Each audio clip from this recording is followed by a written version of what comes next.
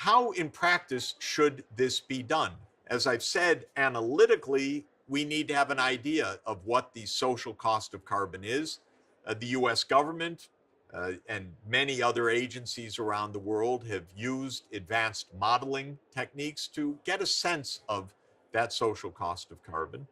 And then to implement the social cost of carbon, there are at least two methods. One method is the one that I've mentioned already, taxation, a Pigouvian corrective tax. A second is a tradable permit system. How does a tradable permit system give a price on carbon? In the case of a tradable permit, the power plant or any other emitter of carbon dioxide, usually large facilities, would have to have in hand a carbon permit that says, I have the right to release a ton of CO2 into the atmosphere. And that would have to be monitored over time, that they really own the permit and how much CO2 they have really emitted. And the point would be that to buy such a permit, perhaps from someone else that doesn't need it, you'd have to pay a price. And the price of that permit could be similar to the tax that one would put on directly. So a permit system, depending on how many permits are issued, would have a market price as these permits are bought and sold by those who don't need them because they're not emitting so much, purchased by those who need to buy them because they are emitting carbon dioxide. And if the number of permits that is issued is equal to the desirable amount of emissions, there will come out of that a market price of the permits. And it can be shown by the logic and the formal balance of supply and demand that if the corrective price leads to a certain level of consumption and production and emissions, and the permit system is designed to lead to the same level of production and consumption and emissions, that the market price of the permit and the price of the tax will be essentially the same. Bottom line, tradable permit systems and tax systems are very similar. One could control emissions by putting a tax on carbon dioxide, or one could control emissions by putting a permit system in place and a buying and selling mechanism for those permits, so-called tradable permits. So which should we actually choose? Turns out in certain circumstances, there's no real choice. Either one will do the job. But there are some practical considerations that can lead us to go in one direction or another. I'll give one powerful practical consideration. One could put a tax on carbon and say for the next 20 years, the tax on carbon will be such and such according to a schedule. And it may start at $50 a ton of CO2 emitted, or maybe even a much lower number, $10 per ton, and then grow systematically and predictably over time. So any consumer and producer would say, I know what the corrective tax will be 20 years from now. The reason that that's helpful is that if you are the CEO or the CFO, the chief financial officer of a big power generation company, it will be very helpful for you to know what is the tax going to be 20 years from now, 25 years from now, because the power plant you are building today will be operating 25 or 30 or 40 years from now. Now, in a permit system, you don't have that long future time horizon because in most permit systems, the permits only trade day by day in what's called a spot market. There are not futures prices for buying a permit 5 years from now, 10 years from now, 20 years from now. There is the price of buying a permit today, or maybe a short run futures market for 30 days or 90 days or 6 months time horizon. So a tax correction can often give market signals that are much longer term than a tradable permit system. Here's another advantage of a tax system in my view.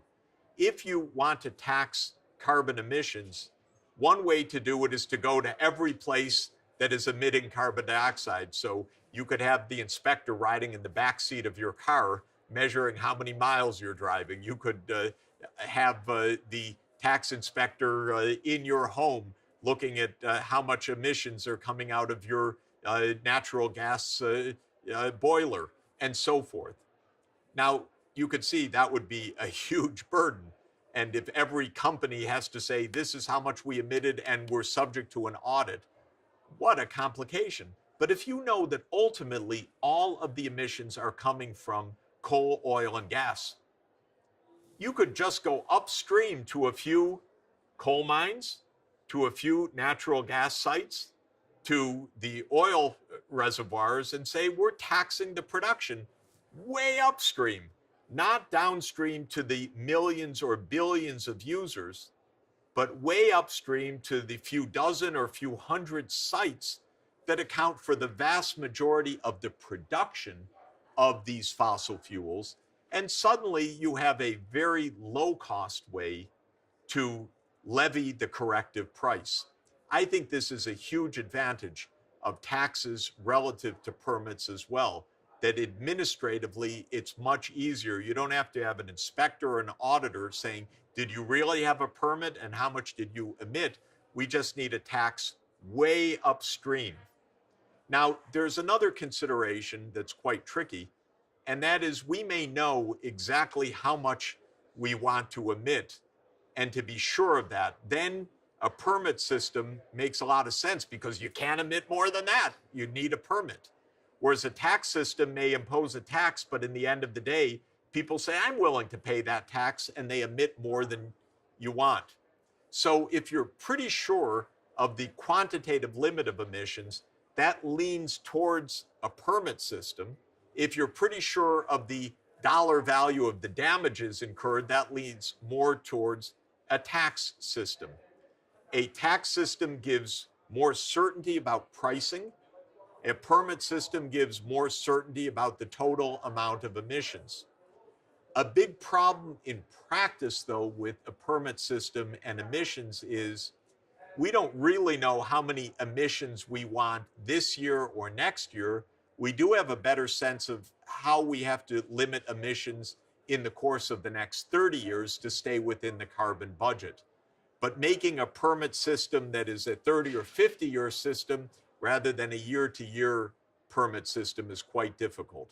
What's my bottom line from all of this? Corrective pricing is quite important, and it can give market signals to consumers and producers. Internalizing externalities is a basic strategy of public policy when you have an external cost like greenhouse gas emissions.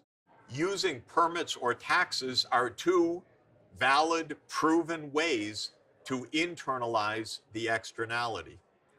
But when it comes to this complex choice of a permit system or a carbon tax system, well, one bit of practical wisdom that I suggested earlier is we're probably going to use both, and I think we will. There are certain advantages on taxes as a kind of base for this system in many cases because of the certainty of prices over a longer term and because we don't really know how much emission to control year by year, only over the longer term, and because taxes are more administratively feasible to monitor, to assess, to collect. In short, tradable permits and taxes will both be used. They both play a role. I believe that carbon pricing will be a very important part of the story. But let me conclude by one more point. This is sometimes missed. While CO2 is an externality and therefore leads to what economists call a market failure, in that the signals of market prices are not accurate until they are properly corrected, that market failure of the price on carbon is not the only problem that we face. Pricing carbon is a part of a solution, but it's not the only part of public policy making. For example, putting a price on carbon will lead us away from fossil fuels towards zero carbon energy sources, but it won't answer the question, should we use nuclear power? because the issues about nuclear power aren't just a question of the cost of nuclear power versus coal.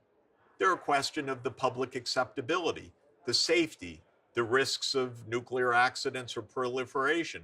Those are decisions that really go beyond a dollar price on a ton of CO2.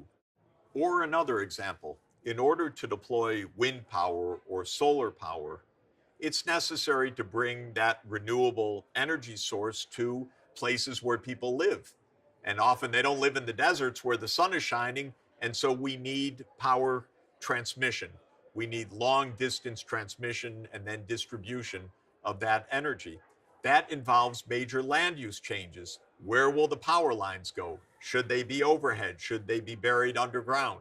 And so forth. These are land use issues that aren't settled simply by putting a dollar price on carbon. And I'll give one final example. We need improvements of technology and breakthroughs in science.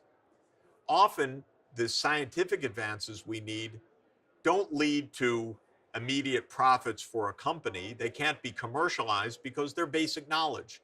So the photovoltaics advances often are generated in universities. They're not generated by profit-making companies. But universities need support. They need funding in order to be able to carry out research for the public purpose. And similarly, even when companies make technology investments in research and development in order to improve technologies, in order to earn profits, we want those technologies to scale up. We want them to be diffused rapidly. And if there's a high price of those new technologies because of patent protection, that could be a big problem. So we need to have special institutions and special mechanisms, including public financing of research and development, to spur technological innovation. That's just another area where markets alone won't solve the problem efficiently, and where putting a price on carbon isn't going to lead to the full solution. So all of this is to say that pricing carbon is a key part of a strategy. It's not the only kind of public policy that's needed. We are living in a complex challenge, in a complex environment. We're going to need many tools going forward. I'm going to discuss some more of those public policy tools in another chapter.